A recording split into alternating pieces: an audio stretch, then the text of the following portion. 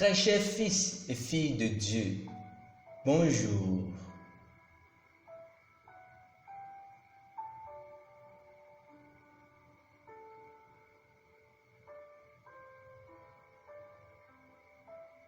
Ne soyez pas stressés ni culpabilisés, car le sanctificateur est en vous.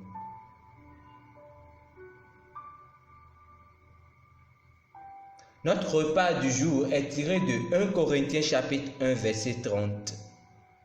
Je lis. Or, c'est par lui que vous êtes en Jésus-Christ, lequel, de par Dieu, a été fait pour nous sagesse, justice et sanctification et rédemption. En plus d'être votre sagesse, votre justice et votre rédemption, Christ est aussi votre sanctification. Le mot sanctification utilisé dans notre verset d'ouverture fait référence à l'acte ou au processus de rendre saint ou de séparer quelque chose pour Dieu, pour son dessein éternel. C'est traduit du mot grec agiasmo, qui signifie un purificateur. Alors, le sacrificateur est venu vivre en vous. Christ n'est pas en vous, essayant de vous sanctifier. Il vous a déjà sanctifié et continue de sanctifier tout ce que vous faites. C'est lui qui vous sépare. Il vous a séparé du reste du monde, du péché et du mal, pour la glorieuse liberté des fils de Dieu. Tout comme vous devez activer la sagesse en déclarant la sagesse, vous devez également déclarer la sanctification. Déclarer des paroles qui lavent et purifient.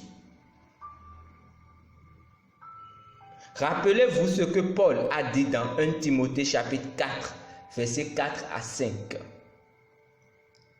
Car tout ce que Dieu a créé est bon et rien ne doit être rejeté, pourvu qu'on le prenne avec action de grâce, parce que tout est sanctifié par la parole de Dieu et par la prière. Vous pouvez purifier ou sanctifier tout ce qui vous appartient avec la parole de Dieu et la prière. Le Seigneur Jésus a dit dans Jean chapitre 15 verset 3, « Déjà, vous êtes purs à cause de la parole que je vous ai annoncée. » Jésus est allé au ciel, mais il vit en nous et à travers vous aujourd'hui. C'est vous qui portez ces merveilleuses paroles sanctifiantes aujourd'hui.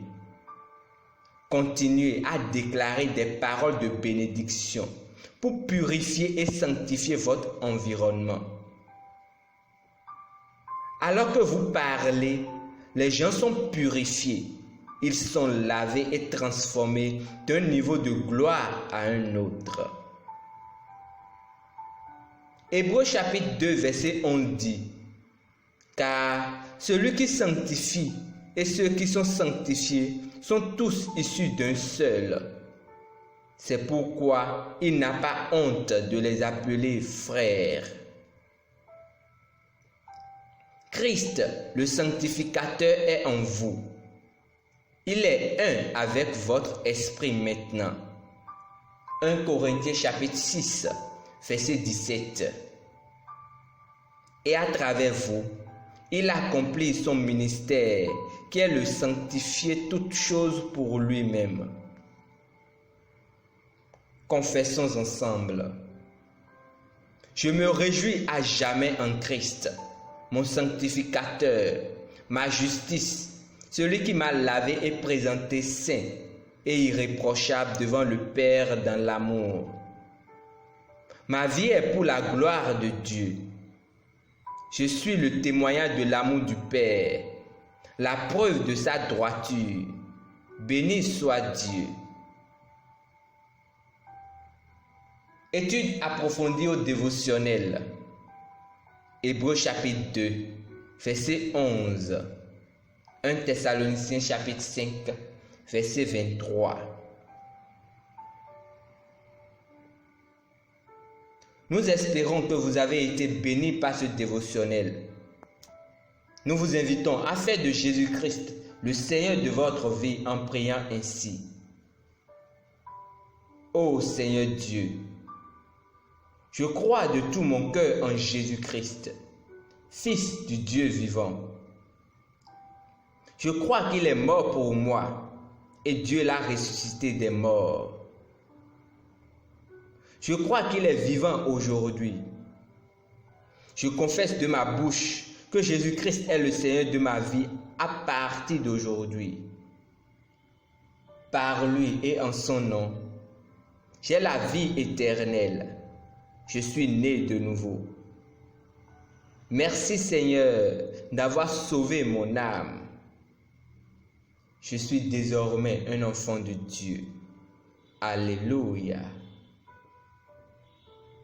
Félicitations. Vous êtes désormais un enfant du Très-Haut. Pour recevoir plus d'informations sur comment vous pouvez grandir en tant que chrétien, veuillez nous contacter à l'une des adresses ci-dessous dans la barre de description.